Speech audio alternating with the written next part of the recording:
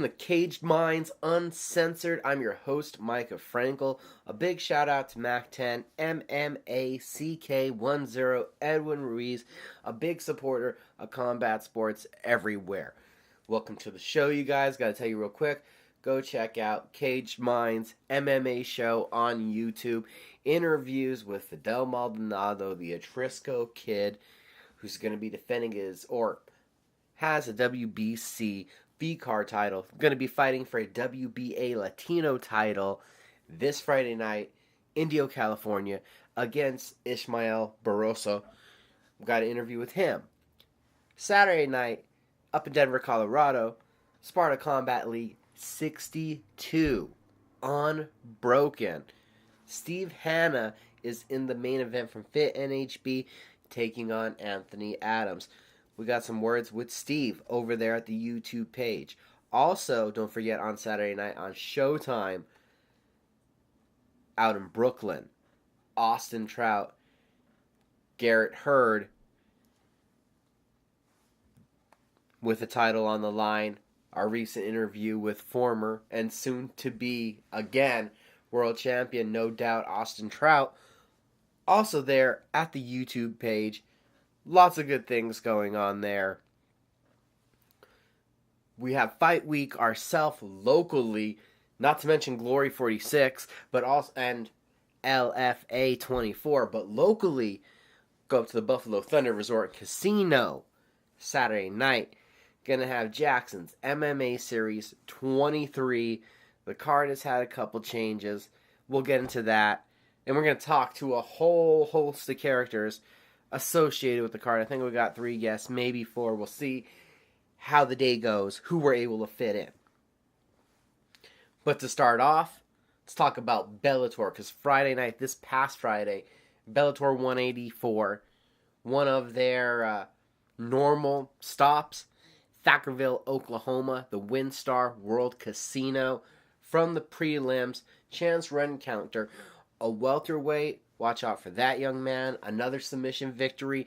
Carrington Banks, the former Black Zillion member, still undefeated. He was a member of the Ultimate Fighter where it was ATT versus the Black Zillions. I've had him as a guest before. Carrington still undefeated, getting a big decision win over Steve Cazzola. You go up to the main card. Oh, not to mention also, I almost jumped over it. I'm sorry, Manny. Manny Maru with the unanimous decision win over Emmanuel Rivera to cap off the prelims. Our guest, who's also, you can see his recent interview before Bellator 185 over at Caged Minds MMA show on YouTube. Go up to that main card. Started off with Leandro Higo being able to stuck the takedowns. He landed, I thought, the more devastating right hands on the feet. Hit his own takedown. Takes a unanimous decision over Baby Joe Ty Minglo, a guy that at one point thought he deserved a bantamweight title shot. Next up, you had the featherweights. Pat Curran, talk about some devastating right hands. The guy is still really picky about his shots, and if he ever loses a decision, he can't say he left it all out there because he's very picky with what he does. But he was very effective and very accurate as a sniper from the outside. Takes it 30-26, 30-27, and 29-28 from John Teixeira Macapa. A little surprised on the scorecards that it wasn't 29-28 all across. I thought that Curran did land the more devastating shots, but there were points of inactivity where Macapa was connecting with quite a few leg kicks that I thought it may be able to sway the judges, but a good win for Pat Curran. The co-main event, Emmanuel Sanchez shows the ability to out-scrapple Daniel Strauss, even after Strauss lands a big elbow having top position. Even after when Strauss is in good positions, you saw non-stop effort out of Emmanuel Sanchez, and really just being the slider of the hips, the quicker to certain positions, and then catches the triangle choke. It was 1-1, I felt, going into that third round. Strauss did some good things. Sanchez did some good things, and then Strauss falls into a triangle choke. Emmanuel Sanchez has now beat 3 straight champions, with the victories going over Strauss, with the victory over former bantamweight champion Marco Scovell, and then also with the win over former WSOF champion Georgi Katahanian. It's quite the win streak of impressive caliber for Emmanuel Sanchez, who I believe really quietly has just become the number 1 contender in the division. His last loss, he's really shown improvement since then. And his last loss is to Daniel Weichel. Weichel is going to fight Pitbull for the title. So you could see if Sanchez has, corrected his mistakes if Weichel wins. The other guy, his most recent loss, Pat Kern. Pat Kern just scored a win.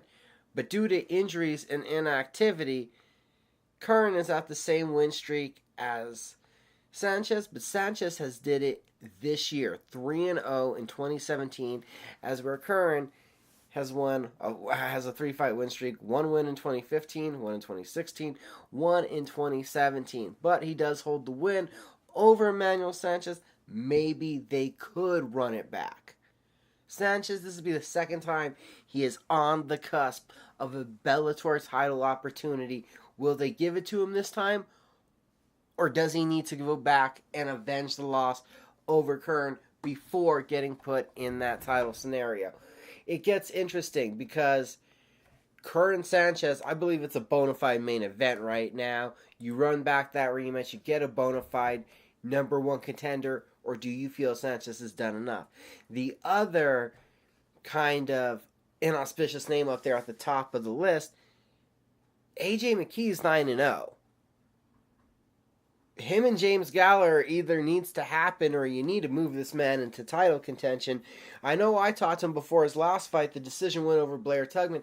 I don't know if he's beat the names, if he's got the resume that it really would need to jump over Sanchez and Kern to get a title shot at the winner of Weichel versus Pitbull. I don't know if McKee's ready yet, but I know that personally he has the goal of breaking John Jones' record to be the youngest world champion in MMA history. We know that McKee is coming up November 10th, taking on Jeremy Petley in Ireland. I don't really see this as a step up. He's getting to 10-0. We need to see McKee get to the point where Sanchez is. Emmanuel Sanchez is taking on guys that have been there, guys that have done that, guys that have been successful at it. That was the co-main event. We still have a main event to talk about where I'm just going to kill the lead. And new world champion Darian Caldwell dethrones Eduardo Dantes 48-47 from 2 judges and 50-45 from another one. No doubt about it that the wrestler was able to stifle Eduardo Dantes. It wasn't just the wrestling, it was also the stance, the southpaw. The southpaw versus orthodox matchup. If you watch enough boxing and MMA, you know that what's effective from those opposing stance is the power shots. Well, one, Dantes is a jabbing fighter that has been inconsistent with his power shots as of recent. And 2, Caldwell is nowhere in the vicinity of being able to trade to give you the space to really lunge in with a power shot. His striking is all about in and out explosiveness, whether it's the body kicks or whether it's the left hand. A very good effort, a very strategic, workmanlike effort from Caldwell coming out of the Alliance camp. Eric Delfino, Dominic Cruz in the corner. Very smart guys, a strategic game plan. The first round, Dantes got his back taken in the wrestling position, and Caldwell ran out a lot of time in the first round, kind of rode. Got into a lot of awkward wrestling positions where guys would run out of rounds, you can break hands, but just being stuck against the cage and unable to break the grip of Caldwell. Caldwell burned through minutes and trapped Dantes. The second round, a huge left elbow. Definitely the huge, biggest knockdown, biggest strike of the fight. I thought that was the most damaging to a concussive factor. Put down Eduardo Dantas. Dantas, in a very close round 3, may have won it with a late takedown of his own. Round 4, Dantas has the back, but Caldwell is able to turn, lands an elbow. I don't know if it was concussively damaged, but it was the most visually damaged shot of the blow because of the fight, because that blow opened up a cut and gave a great hematoma to Dantas. The 5th round, more of a 50-50 round. I thought it was kind of up in the air, but by that point you could already see the 48-47. So I believe it was the 3rd and the 5th rounds from 2 judges that went to the champion because he did start to find his offense. I'm not going to really hate on the 50-45. I'm more in line with a 49-46, even 48-47. But there's no doubt about it. In the 5 rounds, the wrestler outpositioned the jiu-jitsu player, won a lot of the in-between moments, and that opened up the moments where Caldwell was able to land his left hand that he snuck in a couple times, to land the elbow on the feet that knocked down Dantas, and then being on top, landing that damaging elbow. The 135-pound division, Bellator's bantamweight division, has a bright, young, talented champion, Darrion Caldwell, who is a strategic kind of fighter and comes from a very smart, very wise camp. There's going to be a very hard time, I think, for the competition in Bellator trying to dethrone this man, unless the revival of Michael Mayday McDonald is as amazing as it could possibly be. Other than that, Darrion Caldwell, the Wolf, looks to be running roughshod over the Bellator bantamweight division for quite a while. Congratulations to the new world champion. We go from the Bellator world to the UFC universe. UFC 216 in Las Vegas, a historic night. You had the Fight Pass prelims. John Moraga throwing everything he had into a left hook. A big win and handling the first loss to highly touted Russian prospect Magomed Bibilatov. You had Match Now pulling out the decision, showing off nice hands, desperation, back against the wall, loser leaves town fight. Lando Venata looked great in the first round, looked like he had Bobby Green dead for rights, face down, being beat up. I was kind of surprised that Herb Dean didn't jump in, but at the moment I'm thinking that, Bobby Green comes to life, forces a scramble, an ill-timed jumping knee from Venata that hits a one-kneed grounded Bobby Green, and we have the stoppage because of a foul. You have a point deduction, you have the momentum stopped, and not the fact that Bobby Green shouldn't be allowed to clear his head from that knee, but he was also allowed the time to clear his head of all the momentary damage that led to that knee being able to be enthroned, the knockdown, the ground and pound. So a huge foul, a gigantic mental error from Lando Venata that really did cost him the stoppage, cost him the opportunity to get the victory right there. Surviving that moment, Bobby Green came back to life and, as it would be, fight his guts out, winning the 2nd and 3rd rounds on one judge's scorecard, on 2 judges' scorecards. But the difference between those scorecards is that Venata's domination of round 1 to one judge gives Venata a 10-8, even with the point deduction. So we end up with 29-28, 28-29, or we end up with some crazy shit here. 29-27, 27-29, and then 28-28, where you get the draw in what was a heck of an entertaining fight. There were points where Venata's defense looked great and Green couldn't hit him. There were other points where Green obviously was effective with his offense. Venata is busted across the bridge of his nose, 2 swollen eyes. Green was getting hit from different directions. Venata with a great job with his kicks, but he went away from going low and he went away from going to the body. I believe that he got 2 headhunting centric where he should have kept wearing at the legs, but something between his defensive laps, the glaring offense from Green was in the moments when Venata would exit, and I don't know if it was to conserve energy, but his hands would be down at moments where he thought he was safe. And again, the same thing as happened against David Timore. Green would keep punching and would land something, and Venata would show the damage. A heck of a fight that, let's be honest, we've seen some dudes like, what was the Artem Levon has headlined a UFC fight night. I would love to see this fight rematched. Bobby Green versus Lando Venata. Let's go 5 rounds on a UFC fight night card. That would be a lot of fun. From the JacksonWink Academy, you also had Tom Duquesnoy taking on Cody Stamann, and another fight that would go to the split decision.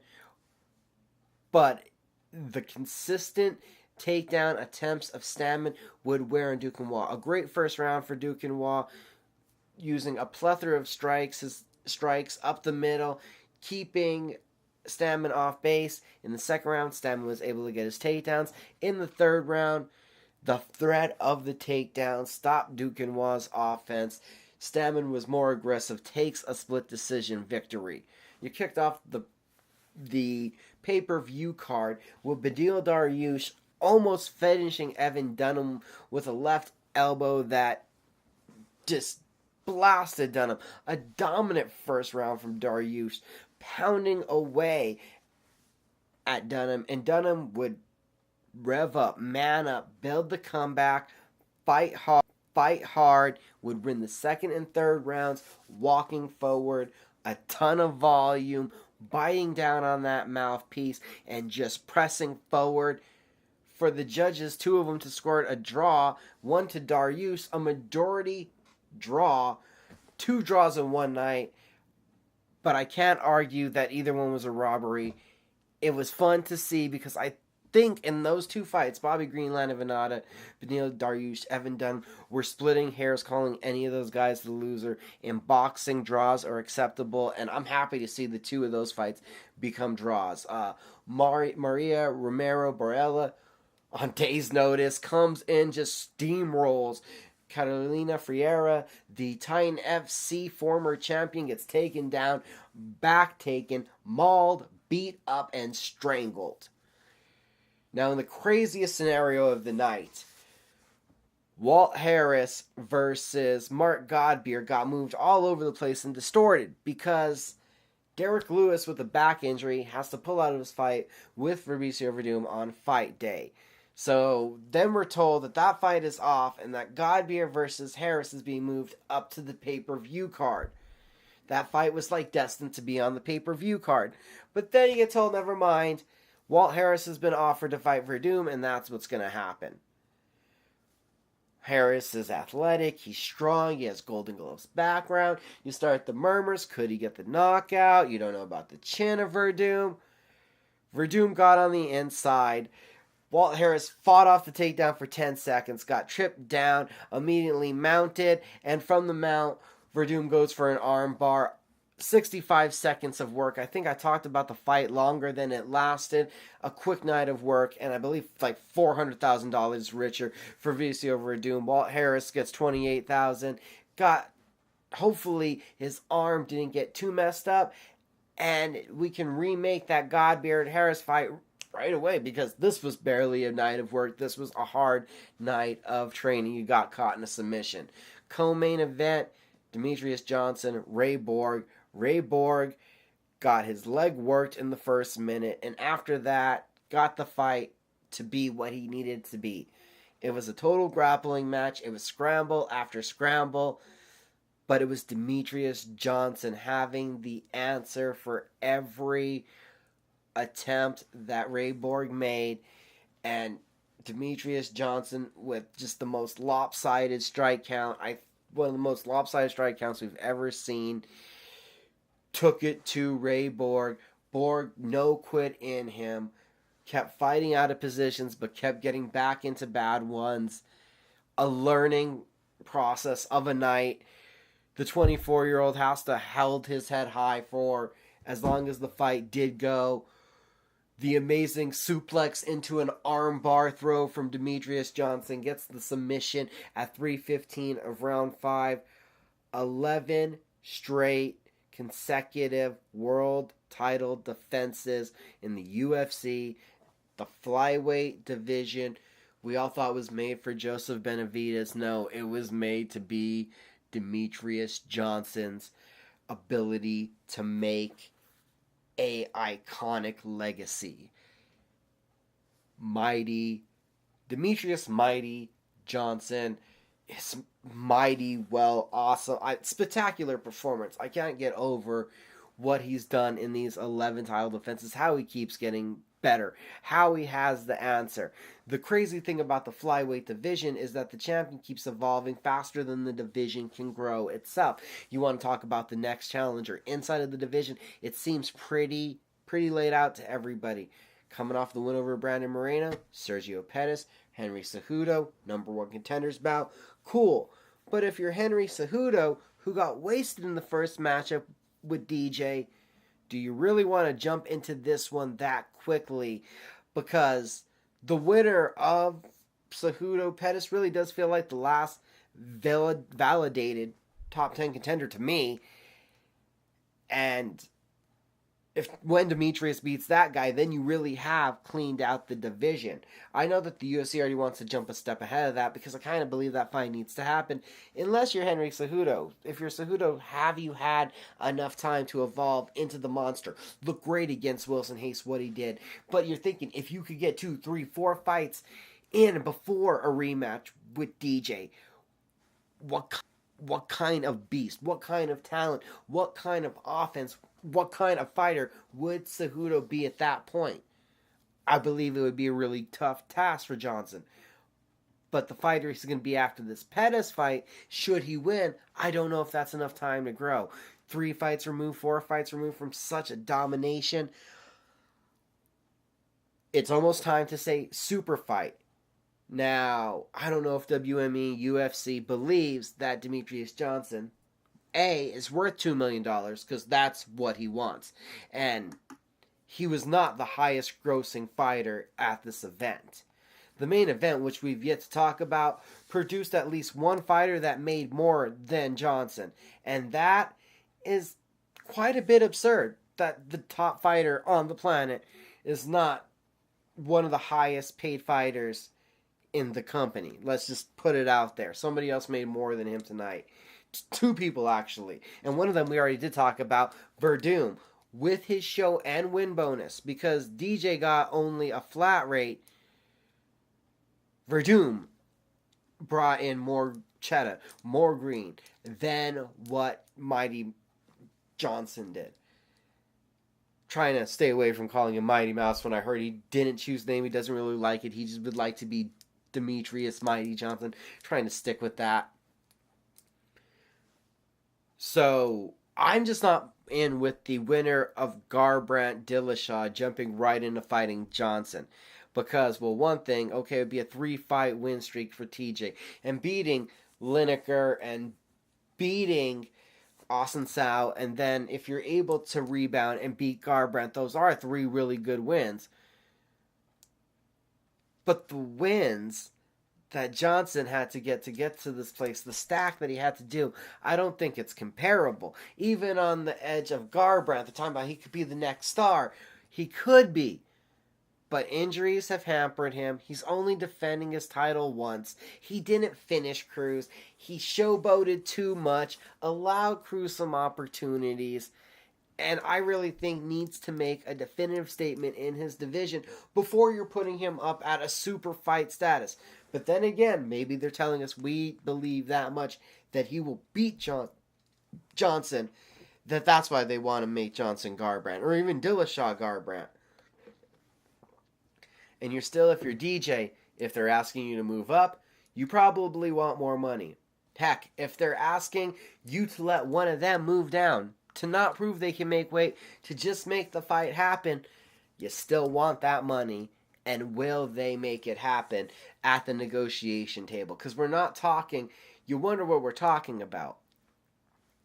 We're talking about with Reebok. With Reebok, I think Demetrius Johnson made like $420,000. So he's talking about quadrupling the amount of money he wants to have the so perceived super fight per se. And let's not forget that also, if we did have this super fight, where does the winner of the Dominic Cruz versus Jimmy Rivera fight go? Because I definitely believe that winner is the number one contender in the 135-pound division once we get past this Team Snake versus Team Tattoo grudge match that I'm very happy to see finally being able to happen at UFC 217. Gonna be right around the corner. Maybe that's also the plan. You got DJ, you got Cody and TJ. You could try to talk that fight into happening, and that could be a big blockbuster fight. Talking about a big blockbuster fight, the main event was also a title fight. Interim lightweight title. Tony Ferguson wears out Kevin Lee. I thought that the talk, the walk, the swagger, it felt like just the momentum, the popularity vote, the confidence was in Kevin Lee's corner. And then when the weight cut debacle happened on Friday, I don't bet money, but my persona of the fight totally changed. And where it went from when it was even, I thought Tony Ferguson is going to take advantage of this, and he's going to find a submission. He's going to be able to out-tire Lee. We're talking about Ferguson went up in the mountains, did all this crazy training. Lee was in Vegas, yes, at the Performance Institute all the time, but hearing about how hard the weight cut was, how bad he looked, just felt like it was now definite. Ferguson was the favorite. This was his fight. That's what the betting line reflected, and that's what happened. The straight punches, the calmer person, not allowing Lee to be effective with his takedowns, but making Lee wrestle. He tired himself out. Finally, Lee did get the takedown, but fell into the triangle choke. Hard elbows all night from Ferguson, along with straight punches. You can take the interim and throw that tag off of this belt, because I believe Tony Ferguson is the real world champion. The third round submission via triangle choke. The 10-fight win streak inside of the division. Doing this in the UFC. I believe that the top lightweight in the UFC, Tony Ferguson, put on a terrific performance and should be regarded as that top lightweight. After the fight, he said it perfectly. Defend or vacate. We're talking to McGregor. He's taking a lot of time off. I believe that Ferguson is totally right. That's the fight that needs to happen. People want the Diaz-McGregor 3 fight. That fight's there whether or not McGregor beats Ferguson. Diaz doesn't even seem that into fighting. Because frankly, if you did Ferguson-McGregor and Ferguson loses to McGregor, then Nurmagomedov or possibly Barbosa probably has more right to fight McGregor. And let's make the fans really yearn for it and want it, because whenever it happens, people will be into Diaz McGregor 3. I don't think there's really a need to rush it. We've talked about this past weekend. Let's start looking forward to the future. What's coming up this weekend? Including a big card up at the Buffalo Thunder Resort and Casino, talking about Jackson's MMA Series 23. The card has seen some changes up at the top. We have an article up at CagedMinds.com talking about it, where the new main event is seeing Roy Cicito versus Ernesto Saldivez. Both guys have finishing abilities. We've heard Cicito called a heavy-handed striker, a grind you out and beat you up kind of guy. You've seen pro boxing and just ruthless finishes out of Ernesto Saldivez. You got a co-main event that we've been waiting for a while. Joel Whitney and Stephen Ojeda, and a 6-fight amateur card heavy on featherweights. I'm going to be up there this weekend. I implore you guys to join me at the Buffalo Thunder Resort and Casino this Saturday night. Right now, I'm going to be joined by Ruby Santos, an amateur fighter out of Force of One in Clovis. I met her when she started off training at Fit NHB, now with a record of 1-1. We had hoped to see her in action at the Jackson's MMA series, but this is the fight business. How you doing, Ruby? Thank you for the time. Hello, thanks for talking with me. My pleasure. Great to have you on this week. Like I said, we hope to be talking to you about fighting this weekend.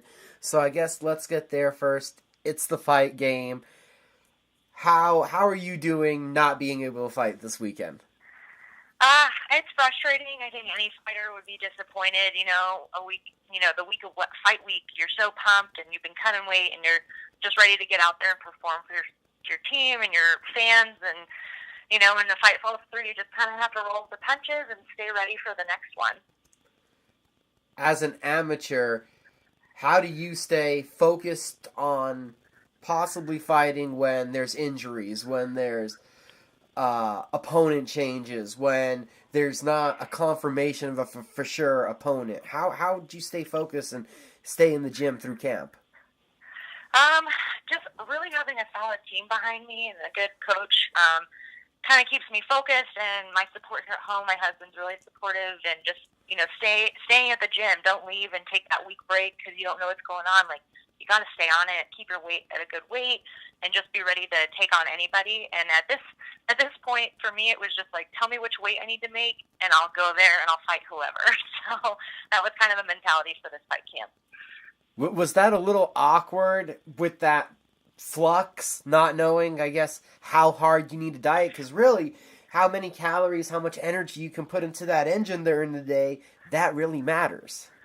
Yeah, it definitely did. And I even, for this fight camp, I got with a personal trainer, so I was lifting 2 to 3 days a week on top of going to the gym 2 to 3 days a week and doing my own cardio on the side. So I put a lot of effort and time and money into this fight camp, and to get, to my 100% best performance level, and then being jerked around a little bit on the weight. It was kind of a hard time for my trainers and stuff to know, like, oh, do I need to push her harder to drop the extra weight, or do we need to keep her here so she stays stronger?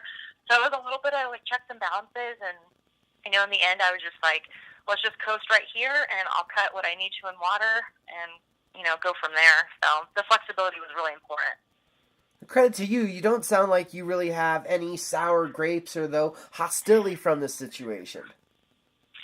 No, I think being an amateur, you can't. I mean, I'm making no money off of this, so at this point, it's just the love of the game. I just really enjoy fighting. I enjoy training. Just staying busy and doing something that I have fun doing for me. And I think being an amateur, this is still fun. And I think if, like, I was to cross over into the pro realm and money was on the line and it was a little more serious, then yeah, maybe I'd have a little more, investment in it. But for right now, I'm just kind of, I think it also helps with your mental game. Like, if I was angry right now, then it would just mess me up for my next fight. So I think just staying positive and being ready for the next one is the most important thing I could do. And now, the next one. Are we expecting the next Jackson's MMA series event that they'll be working on a matchup for you? Yes, so I've been told hopefully the next Jackson series they'll put me on against Tegan Ring again. That was what I've been hearing from their side. So hopefully that goes on. I'd really like to fight Tegan, hopefully at 115. I think it'd be a good fight for both of us, being kind of new upcoming amateurs. But honestly, I'm willing to fight whoever, whenever, so just someone throw me on the card. But I'm going to just stay ready, and I want to drop weight, so I want to fight at a lower weight class for this next one, for sure. So that's the plan. I was there at Art of War when we saw you get your victory. What weight class was that fight at? That was a catch weight at 120. And then you're hoping now to go lower. Are you looking optimally for atom weight or a straw weight? I'm gonna definitely straw weight. I think I'd be at my strongest. I'm a fun sized girl. I'm sure I'm only 5'3" on a good day, but I think I could be definitely dominant at 115. I still got some curves and meat on me, and I like to keep it that way. So I don't think I could ever really go down to atom weight and look healthy. But I think I think 115 would be like a solid weight class for me to perform in. Now, I was there at the Art of War event, and not many times you really fight with a home field advantage, but you literally work at the building that you fought at. I walk in, and all the employees have your T-shirt on. What was that experience like for you, literally going to work to fight, working at the venue there, the Civic Center? Yeah, it's just crazy. Working at the Civic Center has been such a blessing. It's kind of a job I fell into, and my boss, I say, is my hype woman. She tells anyone who will listen that I'm an MMA fighter, watch out. And she just really rallied behind me and was really supportive about me, taking time off to go to the gym and having enough time to focus on myself. And then she just knew a shirt lady, and she's like, I'm getting all the employees T-shirts. And then they had a drink named after me at the bar, and it was just like one thing after another, just having that support behind me in my hometown feel. It was really nice, especially to get that win after 2 years of just not fighting. And then also there was a video made. I believe there's a videographer following you around specifically. Yes. Yeah, the Air Force Public Affairs Office actually reached out to me a few weeks before my fight, and they were looking for subjects, Air Force or spouses, that did cool, interesting things, and my name got put out there.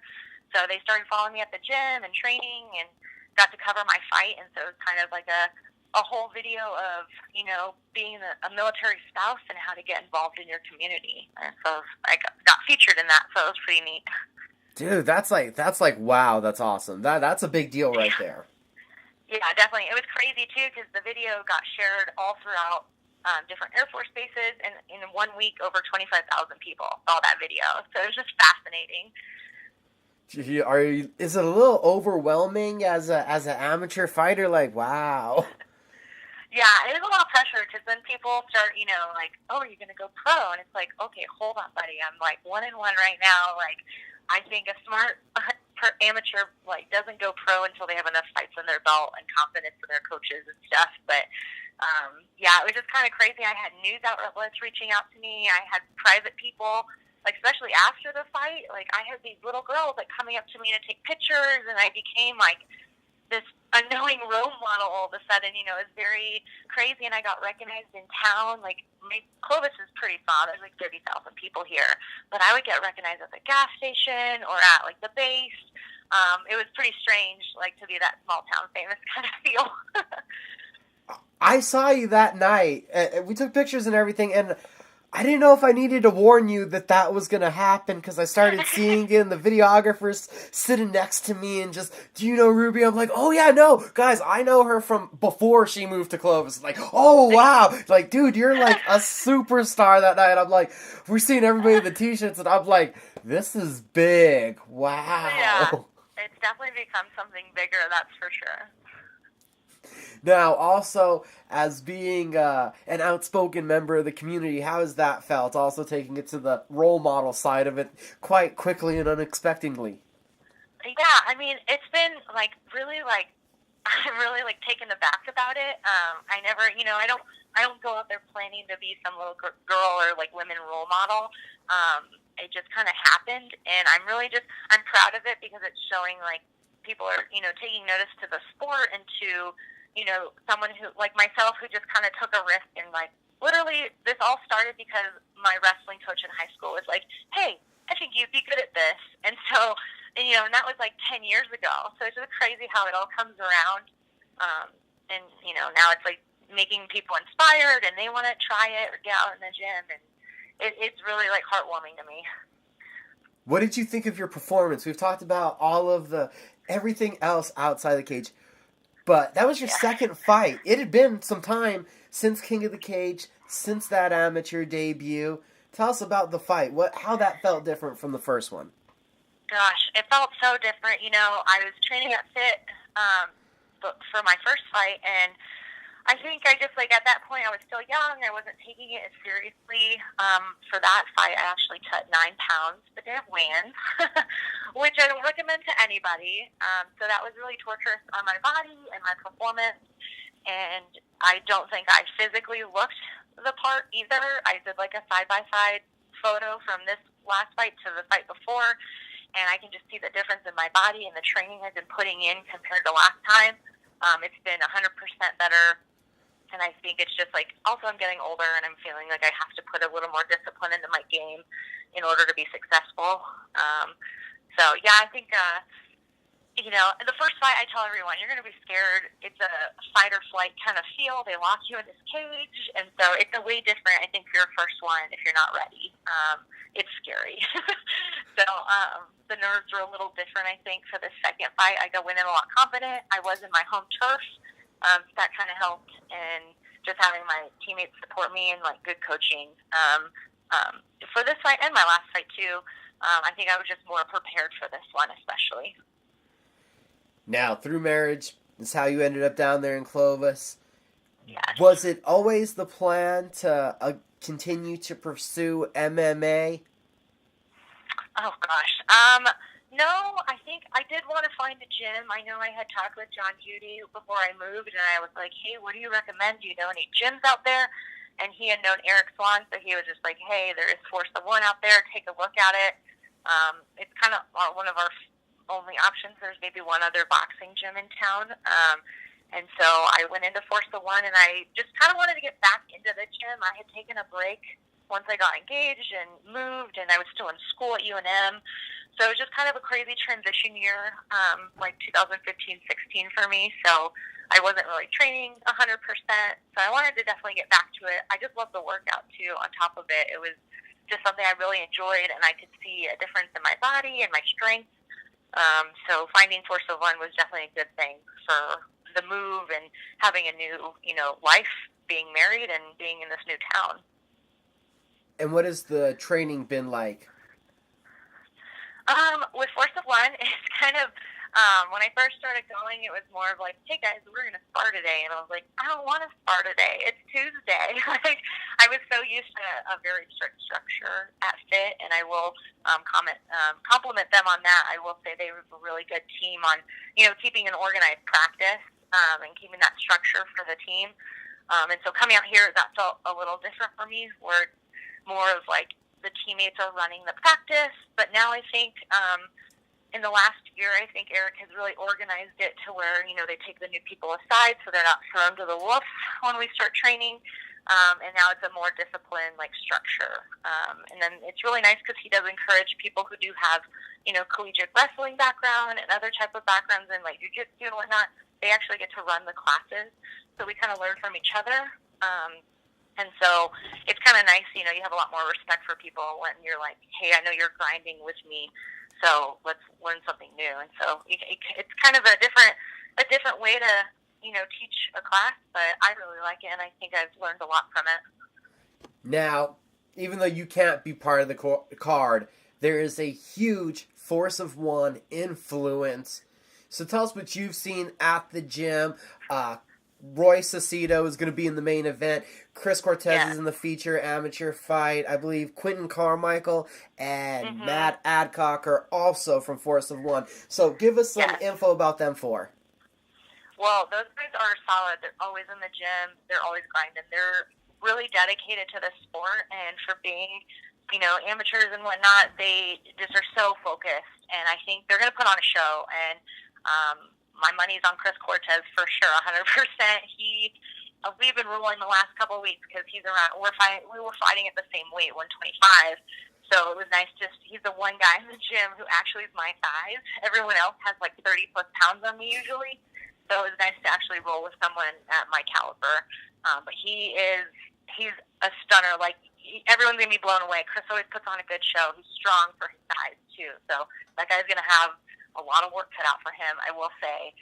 Matt Adcock, he actually works at Southwest Cheese, that big cheese plant company.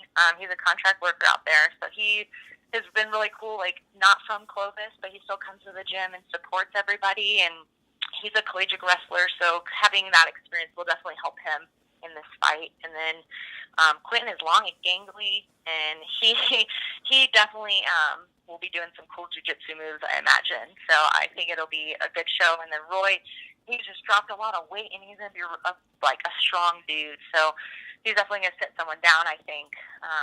And I support my team 100%, so I'm still going to be there screaming my head off. So I'll probably lose my voice. Awesome, and then hopefully Jackson's MMA Series 24 will get to see you in action.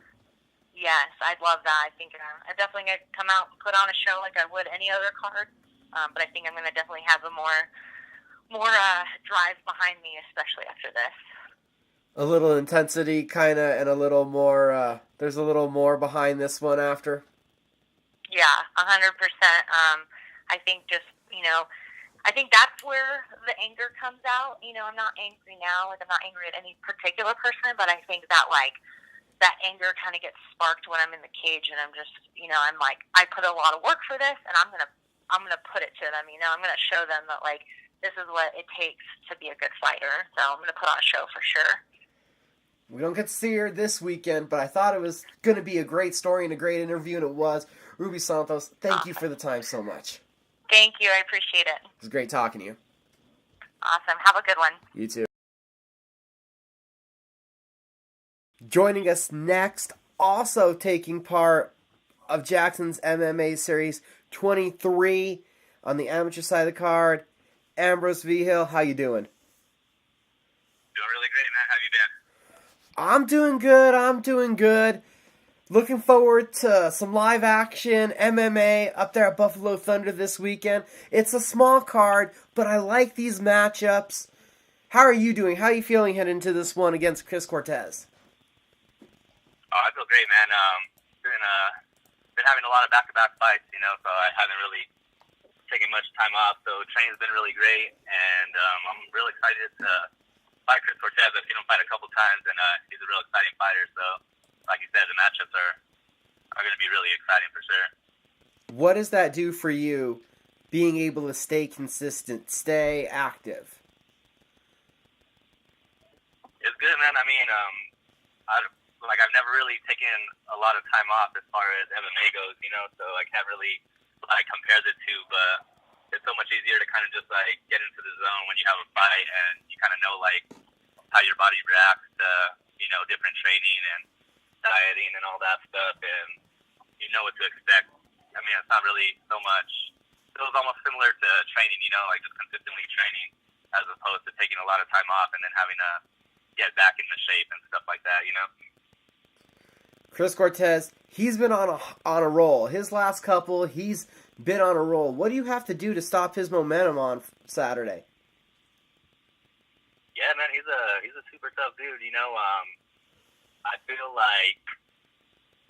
feel like he overwhelms a lot of his opponents. I've only seen two of his fights, but it seems like he overwhelms his guys in that I don't really think they're quite used to that much pressure that he puts. He's a real aggressive fighter, and so to be honest, I don't think he's fought anyone like me yet that's gonna bring it to him the way he's gonna try to bring it to me, and so we'll kind of see how he fights with someone taking the action to him and not just kind of letting him get his game plan going and all that, but yeah, he looks like a well-rounded dude, he finishes his guys, he definitely goes for the kill, and so yeah, I mean, it's gonna be a fun fight.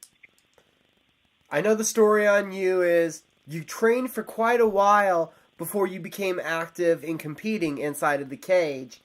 How has training and this journey differed now that you're competitive? Man, there hasn't really been much differences from before. I was doing a lot of smokers and stuff like that before I made the transition to MMA, and then I've done a bunch of tournaments as well, grappling tournaments, and so I mean, MMA is just a little different. There's no room for mistakes at all, And I kind of learned that the hard way right off the bat, and I mean, it's been helping me out a lot, being that I've been real consistent this time. I've I've been training for quite some time, like you said, but I've never been consistent the way I have for like the past, year and a half or so. And so I'm able to see like some big improvements, and just training with the guys that I train with at JacksonWink. I mean, these guys are ridiculous. I haven't had a fight where it's been tougher than some sparring sessions. So just if I could take it from these guys here, I could definitely take it from anyone. Also, with what's going on with you, I believe you're a team member with the New Mexico Predators, right? Yeah, that's right.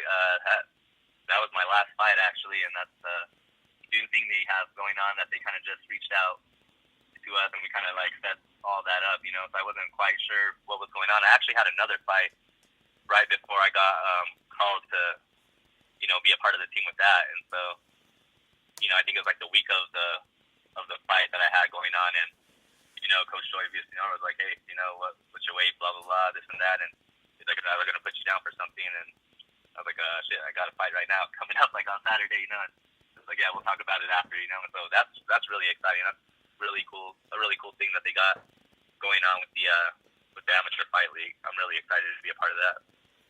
And for people that don't know what we're talking about, Amateur Fight League, basically a nationwide champion, it seems like, for amateur competition, and it's a team system, and the JacksonWink camp ends up representing New Mexico, correct?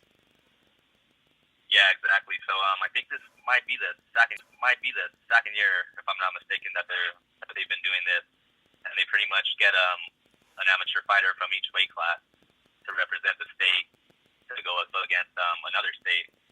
And so our last one, gosh, I want to say it was back in July, I believe, and we fought against Arizona. And so I ended up losing that fight, actually, but the whole team did really well. So as a team, we moved forward, and we're supposed to fight the winner. We're supposed to fight against Team Alpha Male, I believe, next month. And it was Southern Cali versus NorCal, and they fought like a month ago or a couple months back. And so Team Alpha Male won that one. And so now we'll be going up against them sometime next month, I believe. I'm not sure the exact date, but I still got to figure out the date and all the details with that. So the details as in no date, no venue yet? Yeah, nothing really confirmed yet. Like, there's like different talk going around at the gym, but I don't want to like throw anything out there if it's not legit yet, and so I mean, as of right now, I'm just focusing on this fight, Saturday night, and then I could go ahead and see what's going on with the Elite Amateur Fight League after that, But going back to that last fight that night, I know you're always there and supportive of your teammates, but is there a different energy when it's like a team scoring system? I'm thinking back to that's old school IFL days kind of. Is there a different energy when there's a total end goal at the end of the night? Oh yeah, it's so much different than just a regular fight.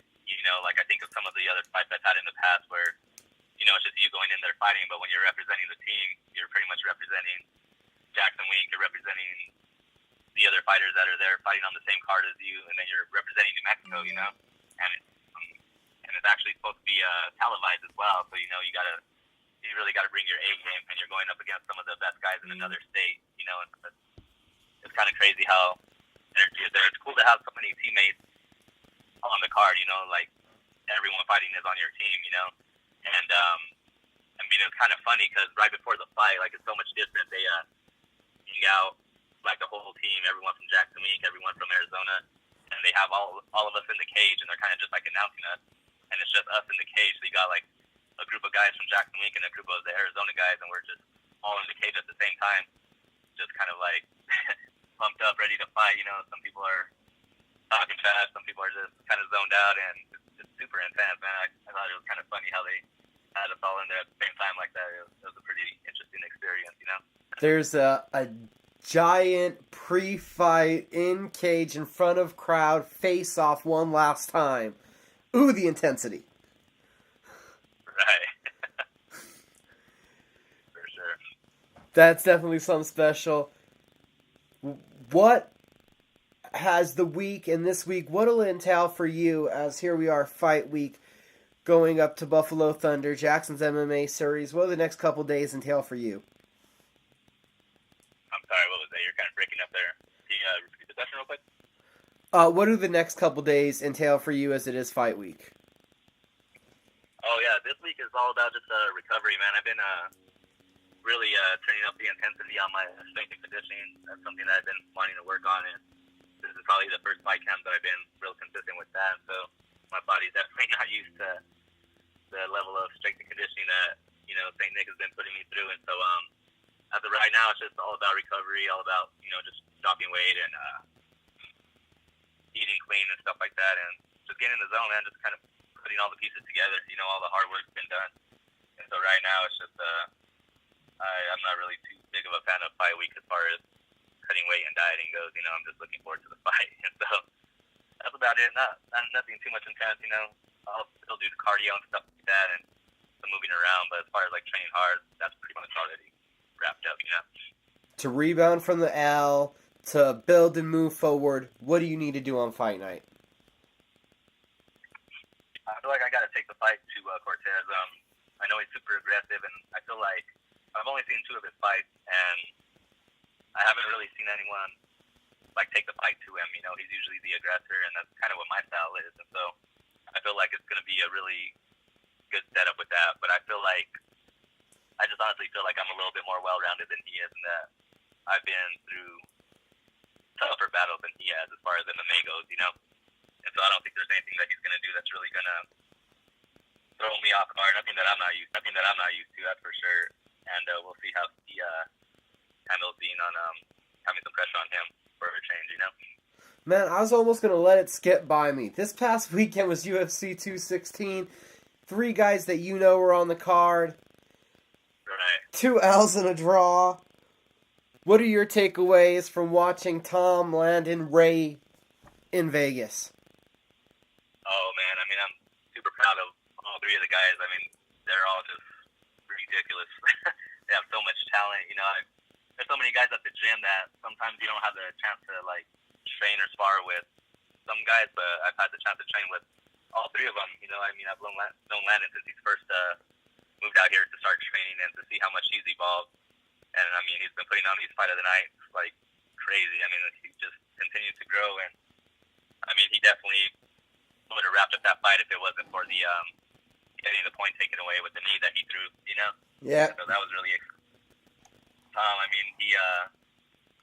he's another guy that's just ridiculous, it's super fun watching him, and he'll definitely be back a lot stronger than Ray Borg. Gosh, he was taken down to Demetrius, they had a really exciting fight, and Demetrius is just on a ridiculous level that no one has really been able to really match him yet, but there are some, I'm not going to say holes in his game, but Dawson has dropped him before. Ray was able to take him down, defend some of his submissions until they got finished. I don't think anyone's ever seen a submission like that before, but yeah, I always like watching, it's super cool to have teammates fight a week before I fight, because then I'm able to feed off of that energy and then just, put it right into fight week coming up, which is what we're into right now, so yeah, I'm super proud of those guys. Those were some crazy fights for sure. It happened to Ray, and I'm sorry it did. But shit, that move was fucking cool. That was some crazy shit. I've never seen a transition to a submission like that, in midair. It's pretty. Yeah, I didn't expect Demetrius to pull that off out of all people. You expect maybe some crazy submission guy, but he does have submission wins and all that, but. Yeah, that was pretty impressive for sure. When are you going to start practicing that in the gym?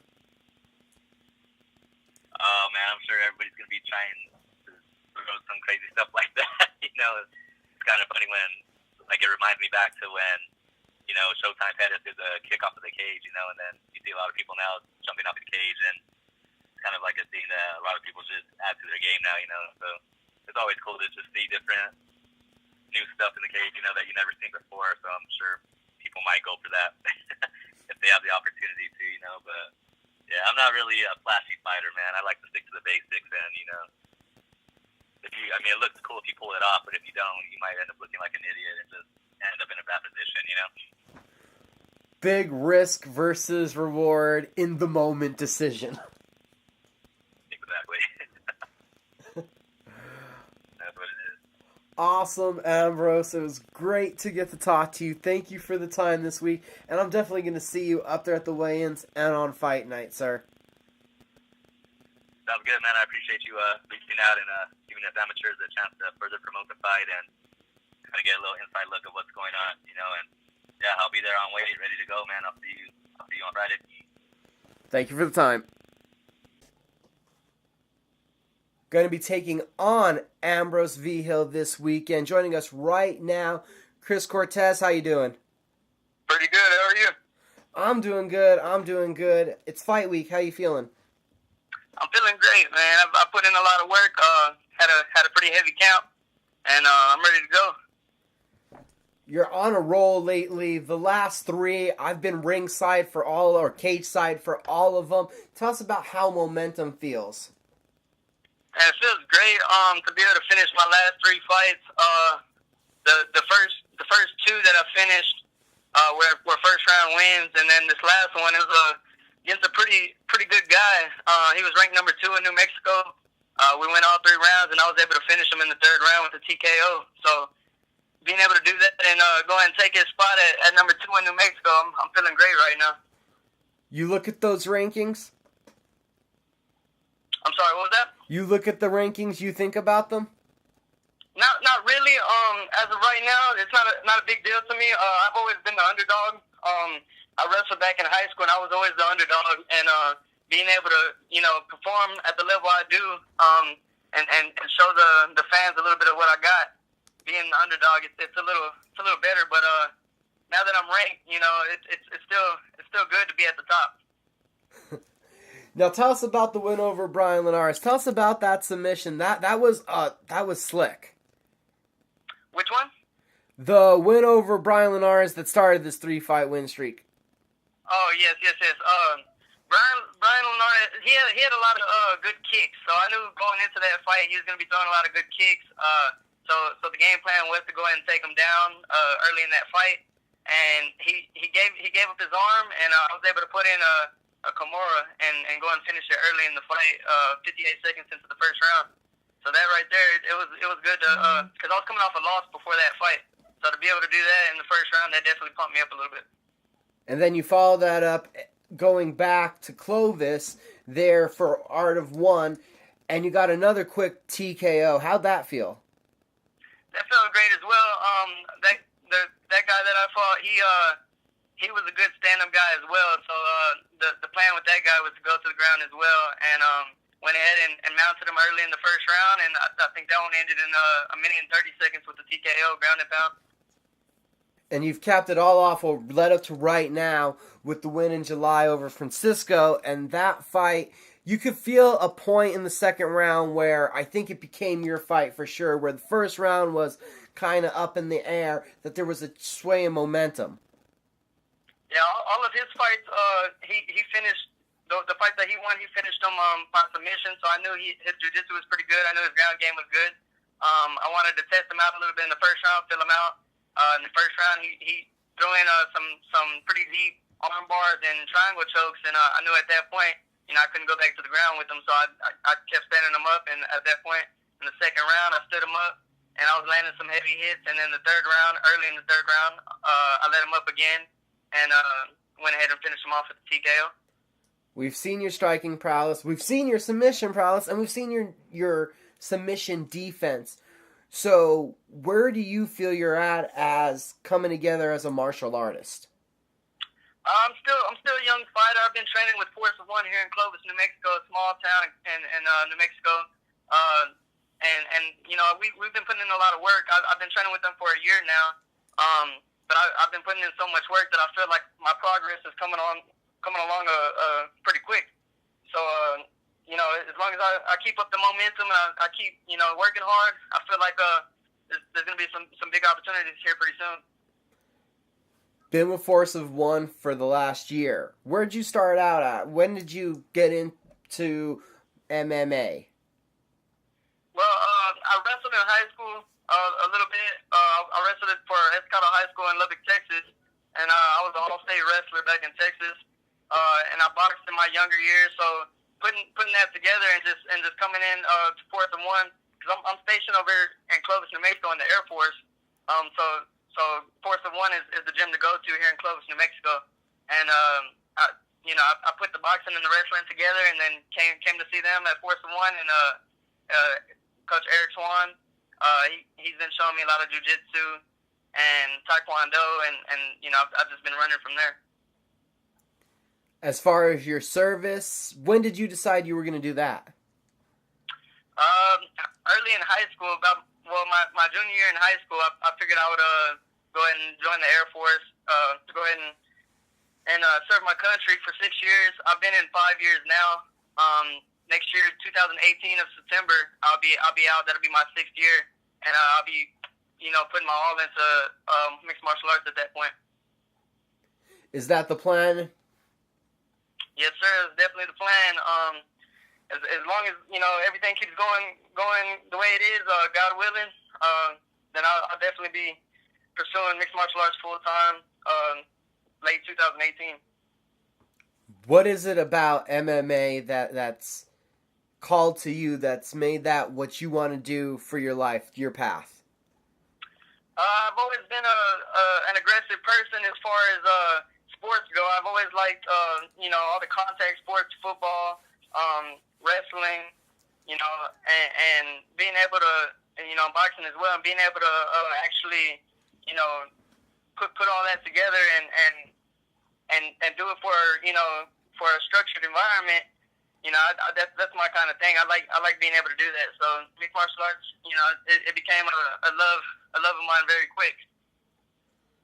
The nickname's Dirty Texas. Where did you grow up?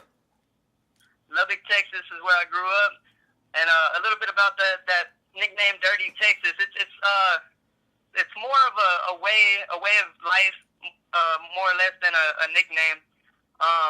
And the reason I say that is because we didn't have a whole lot growing up, so the dirty that's the dirty and Dirty Texas. So being able to quote unquote get it out the mud, out the dirt, grinding hard for everything that I've been able to accomplish. That's a little bit of my name, the nickname.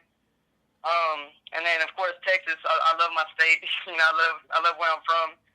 Even though I've had to move for the Air Force, Dirty Texas is me. That's who I am. So that's a little bit about that nickname.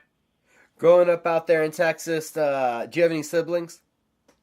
Yes, I have three brothers. I have one older brother, 2 younger brothers, and I have a sister as well. So you grew up fighting.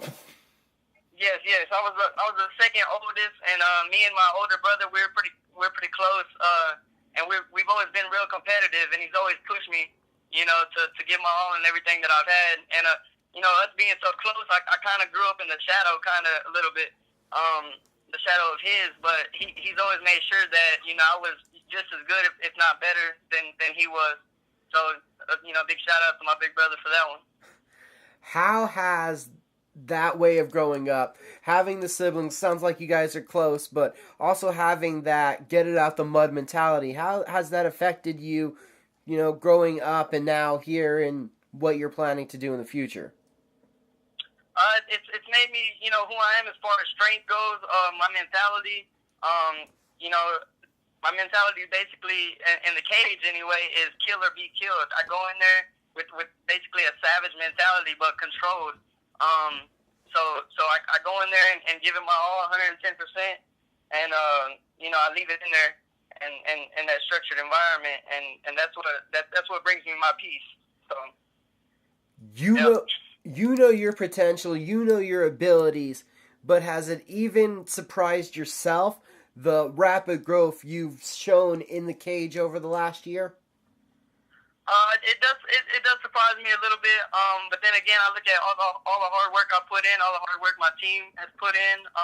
My brother, my uncle, my family, they all support me.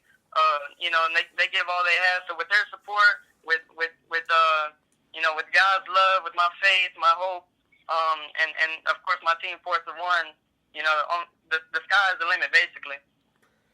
Earlier in this show, I talked with your opponent, Ambrose Vigil. He said the one thing he hasn't seen is an opponent that can match your intensity, and that's what he's going to have to do. What do you think about that kind of statement? That's funny he says that because I've seen his fights, and a lot of his fights have finished by decision. So I know he stays active. And as far as I know, he hasn't been finished yet. So, he says that he has to match my intensity, but I'm only going to bring my intensity higher at this point because of how active he is. So the intensity is going to grow. This fight, I'm trying to finish this fight only because he hasn't been finished, and my last 3 fights have been finished, and I want to keep that going. I want to keep that road going. So 1, you want to keep your streak going, and 2, it sounds like it'd be a nice little extra side trophy to be the first one to get the stoppage of Ambrose. Definitely. And it'll look good as well for other opportunities in the future. And in December, I'm looking at a big fight with King of the Cage in Reno, Nevada, the World Championship for King of the Cage. So, this fight right here is definitely gonna give me one more step up. So I'm gonna give my all and leave it in the cage. How do you push something like that? It's listed here already, actually, on mixedmartialarts.com about King of the Cage Amateur World Championships 4. You're gonna be a part of it. How do you push that out of your mind to focus on this coming Saturday night? Just taking it one fight at a time, because at this point I don't even know who my opponent would be for King of the Cage. I've done all my homework on Ambrose. I put in so much film work with him, watching what he does. So my mind is definitely on this fight this Saturday, and I'm definitely going to finish this fight before looking forward to the next one. What is getting into the cage like for you? I'm sorry, what was that? What is getting into the cage like for you? What is that moment like? Getting into the cage, honestly, it's a peace of mind for me. As soon as they lock that cage, everything else in life doesn't matter at that point. It's MMA. It's the guy across from me. The guy across from me thinks he can beat me. I think I can beat him. And the mentality I have, it's either me or him, and it's not going to be me. So that's my mentality getting into that cage. Chris Cortez, anybody that you needed to thank, shout out to? I just want to thank God, first off. Without him, nothing is possible. I want to thank my family for all the support that they give, all my fans in Clovis and Lubbock and, Albuquerque, Santa Fe. I just want to thank everybody for watching me. I want to thank Force of One for allowing me to step in their gym and get the work in. And I want to thank you for giving me this opportunity. Before I let you go, I forgot. What does it mean? You guys are coming up here. It's a little bit of a drive. You got to head north from Clovis. There's a team of you. There's 4 guys on the card. What does that mean, a team trip and the whole experience of a camp, you guys together all having the same date? And it's great training with those 4 guys those 3 guys that are getting ready to fight along with me.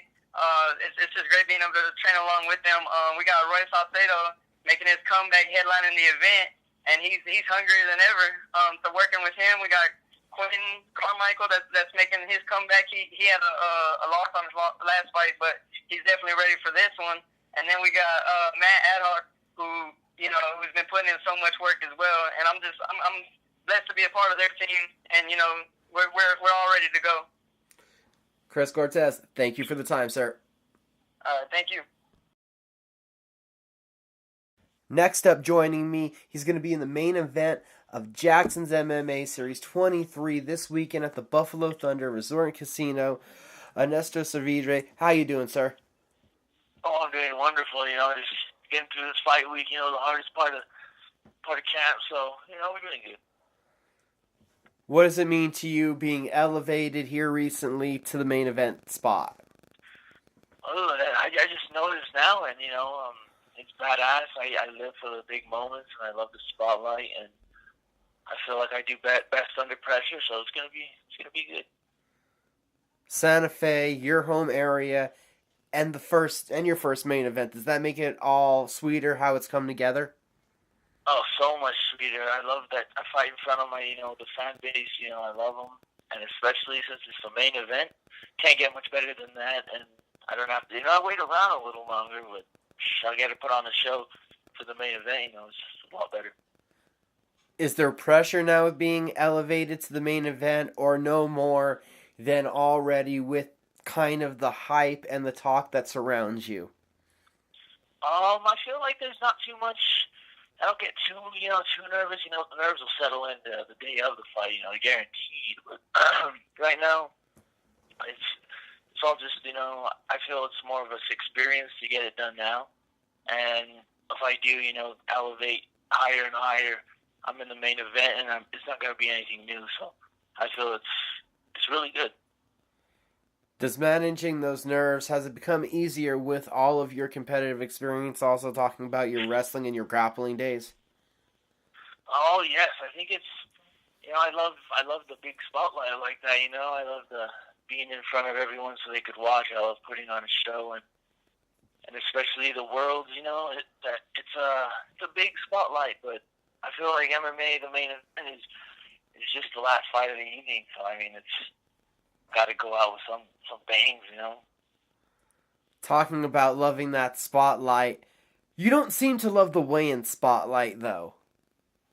The weigh-in spotlight, the weight cut, that's not my, it takes me a good day to recover, and it's a little tough sometimes just to get through that, get that process going, and feels a little weird just because it's the weigh-ins. I haven't even really done too much weigh-ins like that. Last time was my first one, so it's getting a little better now after my last boxing fight. But this time's a lot better. My weight cut's way better. I learned just a new method of cutting weight instead of just doing it the last week, and it feels good. So have you been, I guess, dieting more than to bring the weight down slowly? Yes, I've been, just instead of doing it all at once or during the fight week, being a little, not too much energy. And I finally just did it throughout the fight camp, and it feels really good. I'm almost on weight, so I'm ready. Well, this is our first time getting to talk to you. Let's hear your story a little bit. You started off as a wrestler, correct? Yes, sir. When was that? How'd you get into wrestling? My dad, I was 5 years old. He started training me. He's a beast, Ernesto as well. He taught me everything he possibly could and made me into what I am now. Took me everywhere to train with people, and I think it was 4 or 5 state titles when I was in junior wrestling, and that was all because of my dad and Patriot Wrestling, and it was really fun, learning how to just wrestle the best people, and not just be someone that kind of just chills. He made me into the person I am now, basically. And then in high school wrestling, what accolades did you achieve? I took All-American Nationals. I just placed 8th, top 8. That's why I have my tattoo on my back. I took state twice, and I took second twice. So I've been in the finals, each year. I love the spotlight. I love it. And you wrestled some beasts. Wrestled a lot, people that were seniors. But that's the way of the game. You fight people younger or you fight people older. That's how it goes. When did fighting come into your life, into your thought process? I'm pretty sure 12 or 14 years old when I started kickboxing, and I tried to get the stand-up aspect of everything. I'm still learning the stand-up aspect of everything, and started just doing a lot of boxing, smokers basically. And I had about 5 or 6 amateur boxing fights, and that's what got me my feet wet. I went against some big dudes because I didn't cut weight, and it was pretty rough. But had a kickboxing fight as well, smoker, and I just I just decided, let's go to MMA and see what really happens, because we had all the tools, wrestling and jiu-jitsu, and had the stand-up aspect with Angelo Sanchez for when I was younger, and then Pat Holmes. I was about 15, I've been with him for a good while now, and, just started to put it all together and see what happens. When did you watch your first MMA fight? Oh, live or on TV? First time you saw it, was it live or on TV? It was on TV. It was Tito Ortiz and Chuck Liddell fighting. I was the best thing I've ever watched. That got me into it. I was mesmerized by that shit. And that's what sparked the idea to you that you wanted to become a fighter? Oh yes, yeah. My dad, we watched it together all the time on pay-per-view. I thought it was the best thing ever, and especially Tito Ortiz. He's one of my favorite fighters growing up. I thought he was a badass, especially since he had a wrestling background as well. And I just loved the way he banged. And Chuck Liddell was badass, and they're just two of my favorite fighters for the longest, because they had a big rivalry, and it's just nice to see fights like that, especially growing up, seeing all these good fights now, and it makes me just want to, fight even. Now, I've also heard, in the jiu-jitsu world, you've also accomplished some pretty cool accolades. Yes, I took worlds. I'm not sure how much times, but it might be twice. And then the last time I was there was about 2 or 3 years ago, and I took third and went to absolute, and went against this big 200-pounder, and those are always the toughest. So that jiu-jitsu aspect, it's no joke. A lot of those guys are, that's what they do. They're badasses at their craft, and you just got to be on a whole nother level to compete with all those guys. You've dabbled in the striking, and you've attacked wrestling and jiu-jitsu at the highest levels that you've been able to. Is it by design to get your feet wet in all these different areas to make the fighter into the final product that you'll be? I feel like it crafted me into the person I need to be, and not be, scared of the spotlight, not have too much jitters in the back, During fight day, fight night, actually, people fall under pressure, people turn into a whole other athlete. Or they could be, like most prepared for the fight, and when it comes down to it, walking out to the cage, some people freeze up, some people just don't know how to bring it into you, and I feel like doing all that has me, not nervous, not jittery, and getting my feet wet, for competition. I love competition. I love being, anyone that steps in the cage in front of me, in the ring in front of me, it's much respect, much love to you, because it takes a lot of balls to do that. Tell me about you, and it seems like you seek out these challenges to climb over. Yes, I love challenges. I've been there, I've wrestled 8th grade, wrestling high schoolers. I took my first state title as an 8th grader, and I love challenges. I love skills. I love people that bring it to me. And, sooner or later we're going to get even more and more to the competition of where people are going to, come at me, trying to make game plans and trying to study and watch film, all that stuff comes into play a little bit sooner, two more fights, and it'll be back to the real, the real level. Had you thought of, before it happened, having a professional boxing match? There's something me and my Pat Holmes has always talked about, where I've been boxing longer than, more than kind of anything. You're trying to, it's the best, you start off the feet, you start off, just banging, you need the game is elevated to stand up nowadays, unless somebody has really good ground game or really good jiu-jitsu. But everybody in the MMA game now is trying to bang. Everyone's trying to put on a show. Everyone's trying to, make it a good, entertaining fight. Everyone's trying to...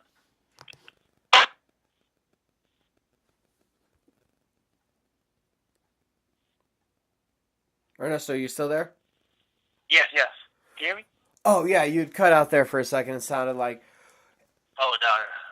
What was that night like for you then, actually stepping in the ring, having that fight, getting a quick night? I love it. There's two different crowds of MMA and boxing. And the boxing, they love those knockouts. They love those banging fights like that. They love that. And it was a wonderful night for me. Boxing is something I'll even consider later on down the road. If MMA, something happens, take care. It's always a different game, but that boxing got my feet and into boxing, striking. Let me come to striking because I've never, I really don't like standing up if I don't have to. I could take you down and tap you, pound you out if I know that's your weakness. And I really don't stand up with people that I know are really good at stand up because, you can get caught with anything in the game. It takes one punch and it's done though. But that boxing's really opened my eyes just to the striking aspect of everything. I really love banking now. What has it been like for you post these fights? 6 times now between amateur and professional, just MMA and then the boxing fight. We've seen you go out there and basically steamroll these dudes. I love getting people out quick. I love not making it a dogfight. If it comes down to a dogfight, I'm ready for the dogfight. But, we try to make getting hit less is probably, like not getting hit at all, basically, and giving them the punishment and not taking any damage. But, we could take some damage. I've been by some pro boxers. I know I could take it, and I know I could deliver. But it's just I love getting people out quick if they don't belong. Everyone belongs in the cage, but I just love getting them out. Roy Cicito, we haven't talked about him yet. The opponent. Tell us about the camp, what you put in for this fight coming up. This fight coming in, it's a lot of stand-up. It's a lot of, I know he's a really good kickboxer. He loves those kicks and his fights.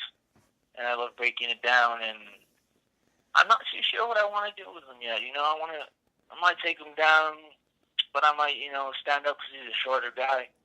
And I know how to use my range. I've adapted to, the long body. And I'm not scared to stand up, go the distance. I train way too hard for me to get tired and blow out my wad. And he's a tough guy. I've seen his kickboxing is wonderful, That's no joke, especially, he's an amateur run. Much respect to the guy, especially if he's coming back after a year layoff. It's going to be good. It's going to be good. Can you anticipate what it's going to be like, that atmosphere when you make the walkout, how you'll react? Because it's going to be different. Being the last fight, being that last guy, that walkout's going to be a little bit louder. The crowd's going to be a little more rampant for you as the hometown guy. I love that. I love people getting psyched. I love, the walkout's nothing but the love. You hear the love from. You realize how much people are there for you, how loud it gets. Is I try to put on a show for them every time. I haven't really gave them a show just because I pick apart people's weaknesses, and I'm not trying to make it a dogfight. I'm not trying to get hit, get caught. But the walkout is wonderful. That's one of my favorite things, especially since you said I'm the last person to walk out. It's pretty crazy. But the only thing that's a little weird about that is the weight game. Just because I'm going to be in the back for so long, might take a couple naps, and then get ready because it takes a long time for those fights to go by. I get so anxious hearing people get tapped out, knocked out. I love seeing it in the back, and it's a real rush. Is that the worst part of the night, having to wait for your turn? Oh yes, I get way too anxious for that. I just pace back and forth, ready. Because I just love hearing, like I said, all those people getting knocked out, submitted. I just want to get out there and put on the show, especially since it's one more fight. It's the main event, so last time was a co-main event, and after that, it was a little weird because usually I talk to my fans, like right away and get to watch the fights with them, but now it's the last fight, so I can't really do that. You know, we end the night, so we're not looking to lose. Talking about getting guys out of there quick, that you like to do that. Has that been a priority? Not take damage, get these fights done quick, because this is a business. And the quicker you build up that record, the less damage you take, the longer you're at the top, the more ability it is to make this a financially profitable endeavor. Yes, sir. You know, that's all it is. We try and take as less punishment as we can. You don't want to take that one punch, that gets your one punch could change someone's whole career, especially if it's a knockout. It could change the whole game for you. It could make you train different. It could make you not even be able to take punches as good as you could. And I feel like you got to get them out quick now, because it's early in my career, and if I want to go deeper into it, I'm going to have to be as fresh as possible, especially with these new up-and-coming fighters that are coming to take some heads off. Those fights are going to come later on during the line, so I'm not trying to get hit now. And I like putting shows on, but, we take people down, we pound them if it's necessary. We don't try not taking any punishment, if anything. And we just try dealing the punishment, and yeah. Liddell Ortiz lit that fire with you. Do you remember the moment that you were sure that this was the right path for you? My last amateurs were a little, they were good, They went against that Austin Worms. He tried submitting me because I was the first person I knew that had good jiu-jitsu. I wanted to get him there and show people that, I'm not scared for people to throw submissions at me. I'll pound you. I'll hit you from all angles if it's possible. And after that fight, I realized, it's like time to go pro, time to test the skills. And after my first fight, I'm ready. I felt like that, got my feet wet, and I know my path I want to go to, and fighting's what I do. This weekend, the Buffalo Thunder Resort and Casino, Jackson's MMA Series 23, got 8 fights on the card. In the main event, Roy Cicito versus Ernesto Saldivez. Ernesto, thank you for the time. Anybody that you need to shout out to or thank? Thank you, my brother. I want to thank my pops, Ernesto Saldivez, first of all. He's the best man. He's my best friend, my pops. He's the best. And Pat Holmes, he's the best. He's always had my back, everything. My cardio, my boxing. He's the best coach out there, And Ricky, for the promoter, he's the best. I can't ask for anybody better. And the last one is God. I love God more than anything, and He's clears my path for me. And yes, sir. Awesome, sir. Saldivez, again, incredible grappler. Heard the credentials already from the young man. I've seen him blow through guys in the amateurs. Cicito, 8-2 is an amateur. I believe 7 of the wins were by stoppage, if not all 8. 2 finishers. Gonna be a fun main event. I can't wait for the card. I've already mentioned Austin Trout on Saturday. Title fight. Fidel Maldonado Jr. Friday night. Title fight. Let's also talk about nationally in the MMA scene. LFA is in Phoenix. You have LFA 24. Keone Diggs versus Nick Chastain in the lightweight division. Chastain, the Muay Thai striker. Diggs, a plethora of weapons. Corey Sandhagen, Colorado striker who has a good wrestling background, against short notice replacement Brazilian from the JacksonWink Academy, Tahino Gavon, who, the kid can strike and has a BJJ background. Mackenzie Dern is up at the top of the card. Not to mention the main event, gonna be a striking affair. Matthew Franco has been so accurate and so spot on in his time in LFA. The Aussie is dangerous, taking on Melender, a guy that knows no quit, good striking, decent grappling, but you gotta love the potential that Franco has been moving in. Melender on the cusp of some big things. LFA 24, it's a fun show. before I go out to the Jackson's MMA series, you guys should check out what I'll be watching. UFC.TV, UFC Fight Pass has the Glory Super Fight Series.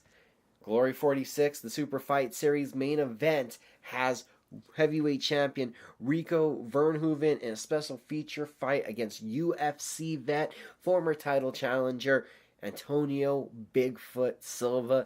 This is going to be a violent knockout. Not that heavyweights don't already throw hard, but Silva has had kind of a skeptical chin, a questionable one.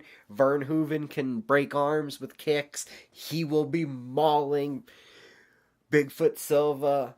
And it only takes one punch, though, for all of that to change. And I think the hands of Silva are so big, they're having to make special gloves for him of the variety of the Hayabusa Glory gloves for him to fit those massive things he calls hands into them. Then, when you get up to the main card, as always, Glory has a tournament, 4-man featherweight tournament, and the main event. Can't wait for this one. I think it's going to be really exciting. The middleweight title is on the line. Simon Marcus defending against Alex Pereira. Pereira only 3-3 in Glory, but 2 spectacular knockouts. Won a tournament to get here. You win 2 fights in one night. I think you're a viable challenger. Marcus has looked like the best middleweight in the world at times, and has also allowed his cockiness to get him caught. Can have dynamic head movement. A Muay Thai trained, crossed over to kickboxing, Jamaican Canadian. I expect an exciting fight. Can you play the mental game with Marcus if you're Pereira? That'll be big dividends. Right now, the experience, the power, it's in the corner of Marcus. He goes into this one as the favorite. There's Glory 46. And then a big weekend of fights this weekend. Boxing, kickboxing, MMA. I'm talking about locally, nationally, globally. Tons of action going on. Keep up with CageMinds.com. Cage Minds Combat Sports News on Facebook. Cage Minds MMA Show on YouTube. Cage Minds MMA on Twitter and Instagram. And thanks for listening this week.